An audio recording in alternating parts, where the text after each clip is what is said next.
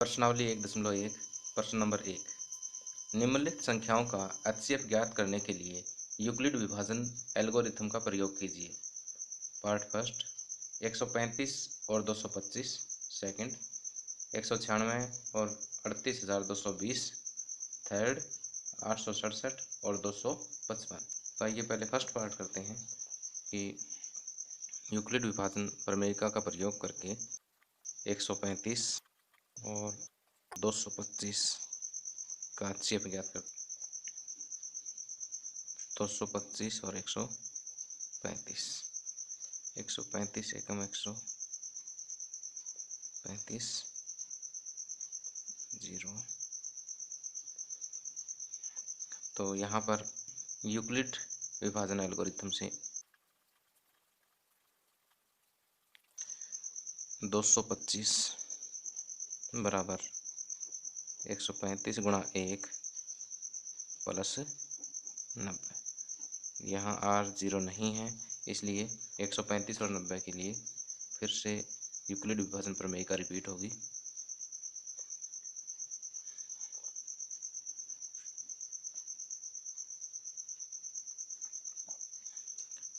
यहाँ 135 बराबर 90 गुणा 1 प्लस 45। यहाँ से फिर देखते हैं कि रिमाइंडर 0 नहीं है, तो फिर 90 और 45 के लिए यूक्लिड विभाजन प्रमेय का फिर से रिपीट करेंगे। 45 दूनी 90, तो 90 बराबर 45 गुणा 2 प्लस 0। यहाँ R देखिए 0 है, तो इस स्टेज पर क्योंकि R 0 है तथा भाजक 45 है, तो 45 जो है वो 135 और 225 का एचसीएफ होगा।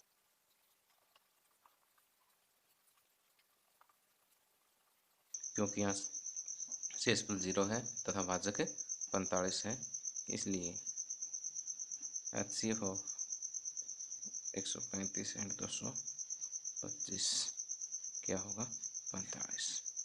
अब पार्ट सेकंड 196 और 38,220।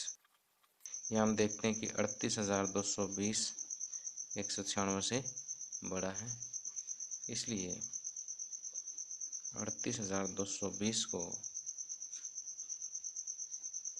196 से भाग करते हैं।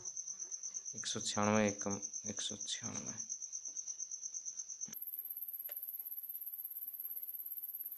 ऊपर से 2 उतारते हैं। 196 निम्न पे जाएगा, ये 64। 12 में से 4 माइनस करेंगे 8। 196 5 980। तो यहाँ देखिए पहले स्टेप में ही शेषफल क्या आ गया 0 आ गया, तो इसलिए 196 और 38,220 इन दोनों का एचसीएफ क्या होगा 196। तो हम यहाँ लिखेंगे यूक्लिड विभाजन एल्गोरिथम से 38,220 बराबर 196 गुणा में 195 प्लस 0। तो क्योंकि शेषफल 0 है तथा भाजक 196 है, इसलिए 196 और 38,220 का एचसीएफ 196 होगा। आगे पार्ट 3 867 और 255। तो यहाँ हम देखते हैं कि 867 255 से बड़ा है, इसलिए 867 को 255 से भाग देते हैं। 3 से गुणा करेंगे तो यह आएगा 765, 2 0 और 1। तो यूक्लिड विभाजन एल्गोरिथम से 867 बराबर 255 गुणा 3 प्लस 102।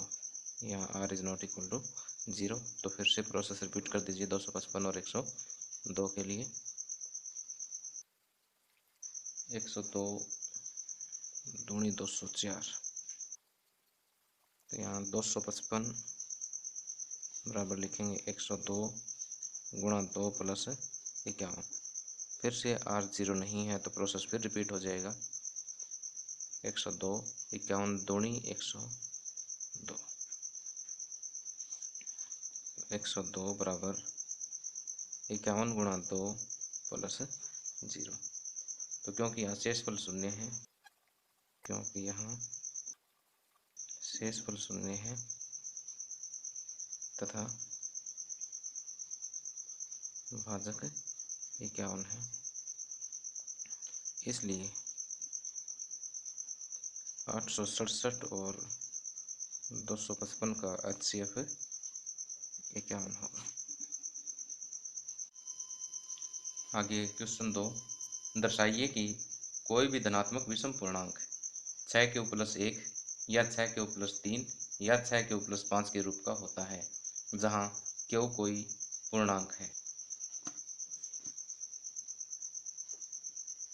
माना ये एक धनात्मक विषम पूर्णांक है तथा भाजक जो है b 6 मान लेते हैं। तो यदि हम किसी भी पूर्णांक a को 6 से भाग दें तो कोई भाग Q आएगा और शेषफल R आएगा। अब R हमें पता है कि 0 के बराबर या 0 से बड़ा होगा लेकिन 6 से छोटा होगा, तो R बराबर हो सकता है 0 या 1 2 3 4 या फिर 5। यूक्लिड विभाजन प्रमेयिका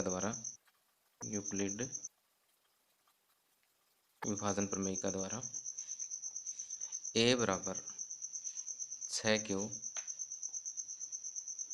प्लस R, जहाँ R बराबर 0 1 2 3 4 या 5।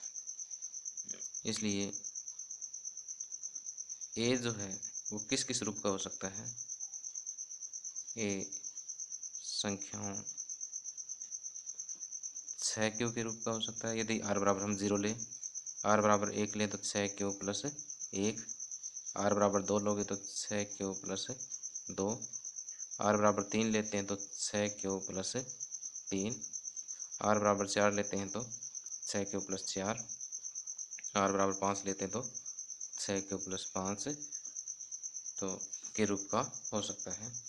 तो A संख्याओं 6Q plus 1, 6Q plus 2, 6Q plus 3, 6Q plus 4 या 6Q प्लस 5 के रूप का हो सकता है। अब क्योंकि A एक विषम पूर्णांक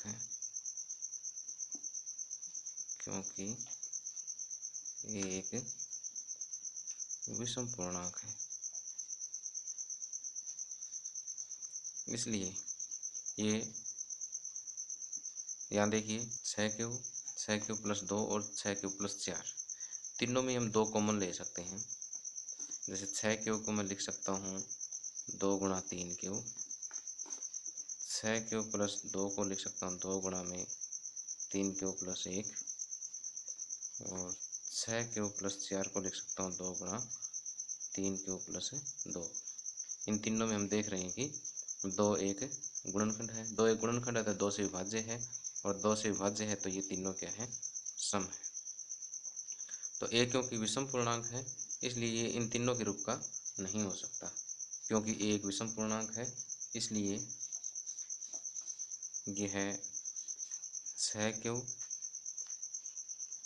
प्लस 2 या 6Q प्लस 4 के रूप का नहीं हो सकता, क्योंकि ये तीनों 2 से विभाज्य हैं। अतः कोई धनात्मक विषम पूर्णांक 6Q प्लस 1, 6Q प्लस 3 या 6Q प्लस 5 के रूप का हो सकता है।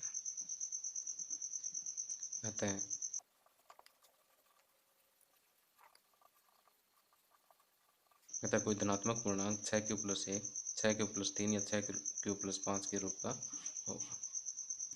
आगे क्वेश्चन 3, किसी परेड में 616 सदस्यों वाली एक सेना यानी आर्मी की टुकड़ी को 32 सदस्यों वाले एक आर्मी बैंड के पीछे मार्च करना है।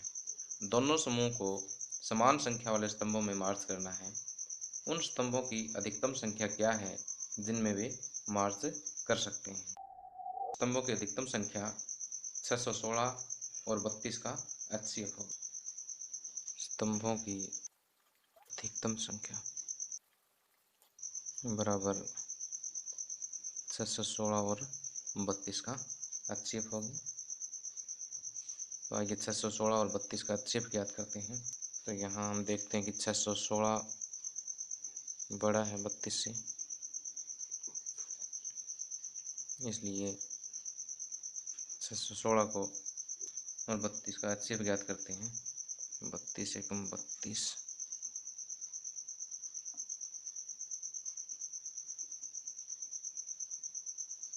32 90 288, 8 शेष बच गए हैं। इसलिए यूक्लिड विभाजन एल्गोरिथम से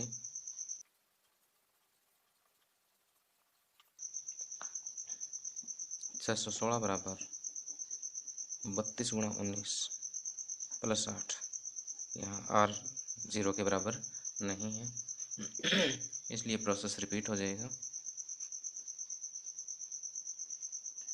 8 और 32 के लिए 8 चौके 32,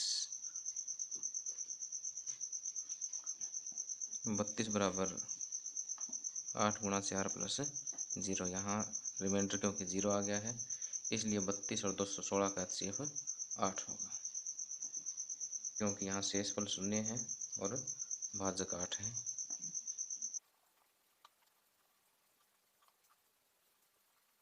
इसलिए HCF ऑफ 616 और 32 बराबर 8।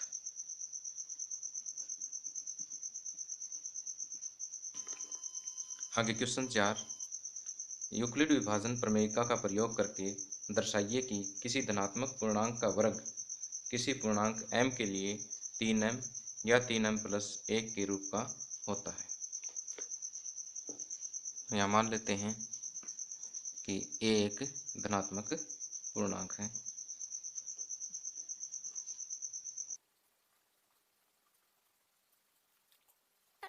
यदि b बराबर 3 हो तो a 3q + 1 या 3q + 2 के रूप का होगा। अब केस फर्स्ट लेते हैं। पहली अवस्था में हिंदी में लिख सकते हैं, पहली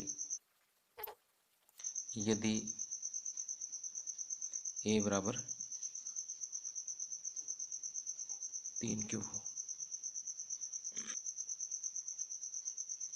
तो a² बराबर, क्योंकि हमें धनात्मक संख्या का वर्ग चेक करना है तो इसलिए धनात्मक संख्या a है तो a का वर्ग 3q का वर्ग होगा। इस स्थिति में 3q का वर्ग 3 × 9q², 9q² को मैं लिख सकता हूँ 3 × 3q², तो 3। अब इतने इतने को हम m मान लेते हैं तो a² बराबर 3m, जहाँ m बराबर 3q²।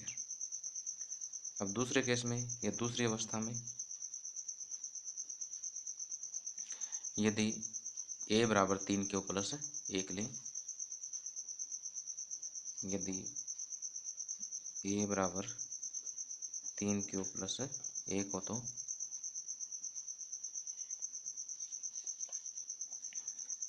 a² क्या होगा? 3q + 1 का स्क्वायर। अब ये आपको पता है कि a + b का होल स्क्वायर सूत्र क्या होता है? a² + 2ab + b²। सूत्र का प्रयोग करते हैं हम तो a² यानी 3 क्यू² प्लस 2ab यानी 2 गुणा 3 क्यू गुणा 1 प्लस सेकंड यानी 1 का स्क्वायर, ये आ जाएगा 9 क्यू² प्लस 6 क्यू प्लस 1। अब इन दोनों में से 3 क्यू कॉमन ले लेते हैं। 3 क्यू प्लस 2 प्लस 1। अब इतने इतने फैक्टर को मैं m मान लेता हूँ।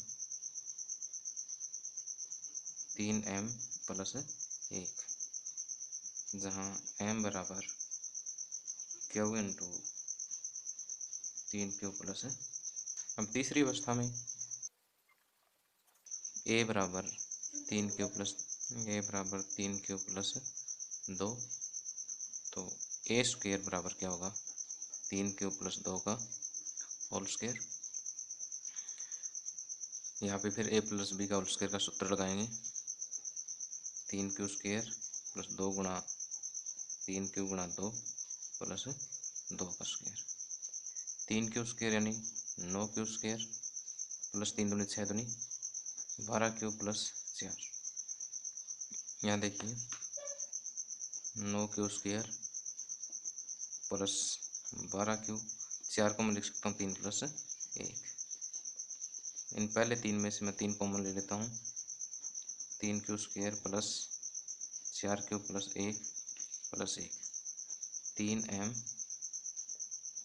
प्लस 1। यहाँ पर ये पूरा फैक्टर मैंने m के बराबर ले लिया, जहाँ m बराबर 3 क्यू² प्लस 4 क्यू प्लस 1।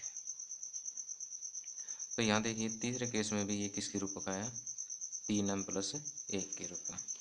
तो यहाँ से अगर हम सभी केसेस को एक बार देखें तो पहले केस में या पहली अवस्था में ये 3m के रूप का था, दूसरी अवस्था में 3m प्लस 1 के रूप का, और तीसरी अवस्था में भी हम देख रहे हैं कि ये 3m प्लस 1 के रूप का है। अतः किसी धनात्मक पूर्णांक का वर्ग 3m या 3m प्लस 1 के रूप का होगा।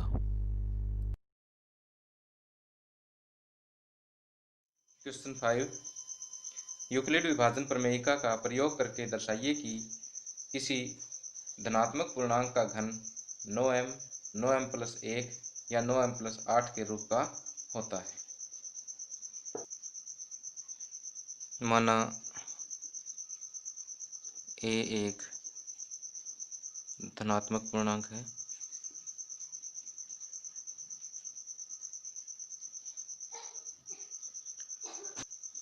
यदि b बराबर 3 लेते हैं तो a जो है वो संख्याओं a को अगर हम 3 से भाग करें तो कोई भागफल q और शेष r आता है, तो a जो है वो 3q प्लस r की वैल्यू होगी 0, 1 या 2। तो हम ये कह सकते हैं कि a संख्याओं 3q प्लस 1 या 3q प्लस 2 के रूप का होगा। अब हमें सिद्ध ये करना है कि a का घन 9m प्लस 1 या 9m प्लस 8 के रूप का होगा। तो पहली अवस्था में यदि a बराबर 3q हो, पहली अवस्था केस 1, यदि a बराबर 3q हो तो a का घन इधर से 3q का घन हो जाएगा। 3 का घन 3 3 9 3 27 q का घन। तो 27 को मैं लिख सकता हूँ 9 गुणा 3, 27 को 9 गुणा 3 क्यू, अर्थात ये 9m। इतने इतने फैक्टर को मैंने m कह दिया, क्योंकि क्यू एक पूर्णांक है तो क्यू का घन भी एक पूर्णांक होगा, पूर्णांक को जब 3 से गुणा करेंगे तो भी पूर्णांक होगा। तो इस पूर्णांक को मैंने m मान लिया, जहाँ m बराबर 3q का घन है। अब दूसरी अवस्था केस सेकंड, यदि a बराबर 3q प्लस 1 हो तो a का घन 3q प्लस 1 का घन के बराबर होगा। अब देखिए एक सूत्र है हमारे पास x प्लस वाई का घन, x का घन प्लस y का घन plus 3xy into x plus y. इस सूत्र का प्रयोग करते हुए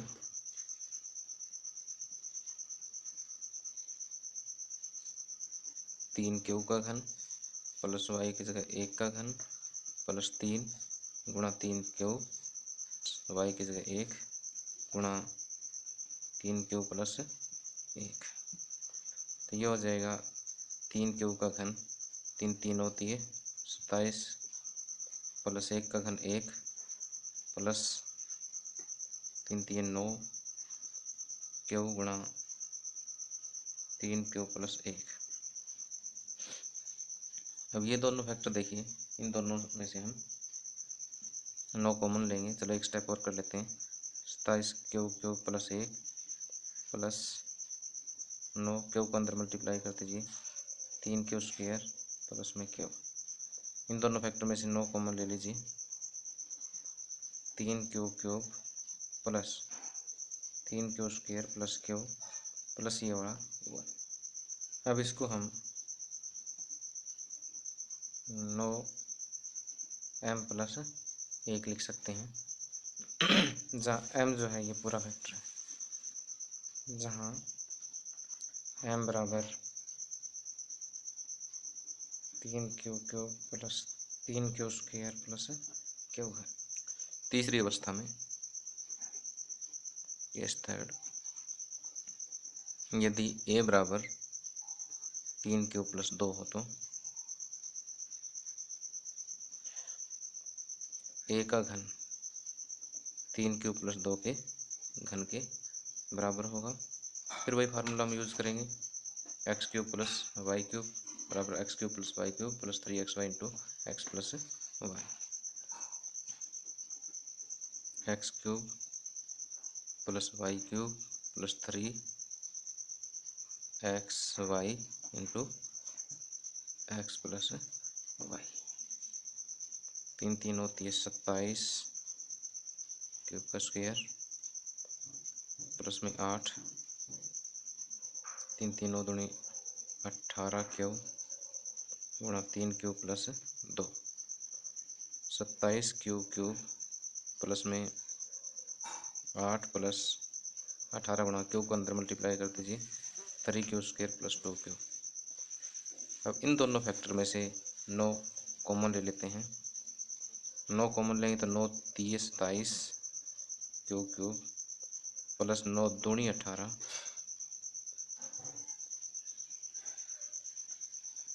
प्लस में 8, 2 को अंदर मल्टीप्लाई कर देता हूँ 2 3 6q स्क्वायर प्लस में 4q प्लस 8। अब इतने फैक्टर को मैं m कह देता हूँ 9m प्लस 8, जहाँ m बराबर 3q cube plus 6q square plus 4q है। तो यहाँ पर भी क्योंकि q एक पूर्णांक है तो इनका घन स्क्वायर और ये सारा फैक्टर क्या होगा, एक पूर्णांक होगा। तो यहाँ पर हम तीनों केसेस में देख रहे हैं कि पहले केस में a जो है वो 9m के रूप का है, दूसरे केस में a जो है 9m प्लस 1 के रूप का है, और तीसरे केस में a जो है वो 9m प्लस 8 के रूप का होगा। अतः हम लिख सकते हैं, अतः a धनात्मक पूर्णांक के घन को a धनात्मक पूर्णांक के घन को 9m प्लस 1 या 9m प्लस 8 के रूप में लिखा जाता है। a धनात्मक पूर्णांक का घन 9m 9m+1 या 9m+8 के रूप का होगा।